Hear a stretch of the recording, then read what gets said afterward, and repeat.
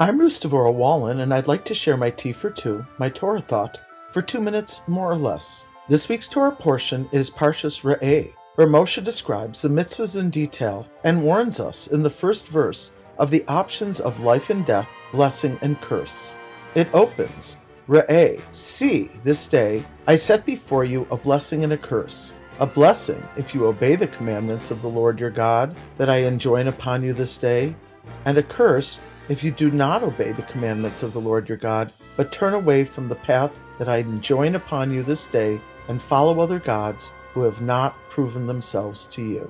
Even though the first verse is very strong and dire, talking about blessing or curse, life or death, you might think this is a very heavy and gloomy parsha. However, this week's portion discusses the theme of joy more than any other parsha in the entire Torah.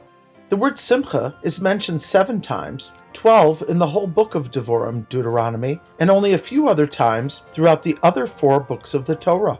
Regarding this interesting phenomenon, Rabbi Lord Jonathan Sacks says, "It's not enough for us to be free people, to follow our customs and laws, and not being constrained by the nations." He says, we must celebrate our freedom and be mindfully aware and not take our freedom for granted.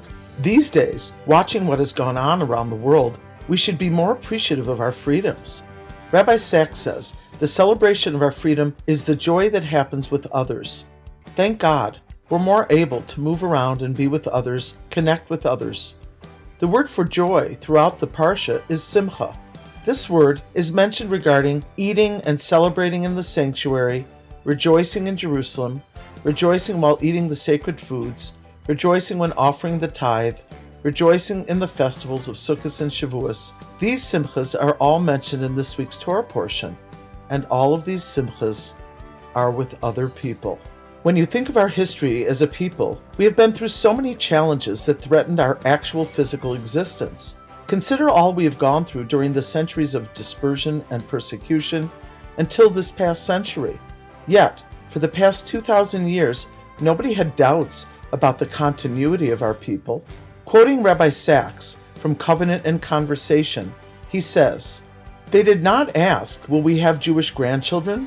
Only since Jews achieved freedom and equality in the diaspora and independence and sovereignty in the state of Israel has that question come to be asked. When Jews had a little to thank God for, they thanked Him, prayed to Him, and came to synagogue and the house of study to hear and heed His word.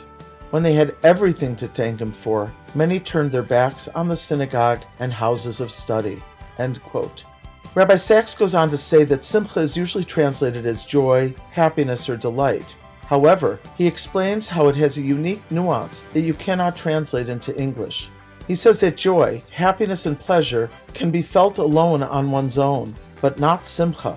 Simcha, by contrast, is not a private emotion. It means happiness that is shared with others. It is a social state, a predicate of we, not I. There is no such thing as feeling simcha alone. Since we can finally feel more comfortable in moving around, traveling, and doing things with people, let us reconnect with our friends and families b'simcha, and may we enjoy the ultimate simcha of Mashiach soon with all of our loved ones.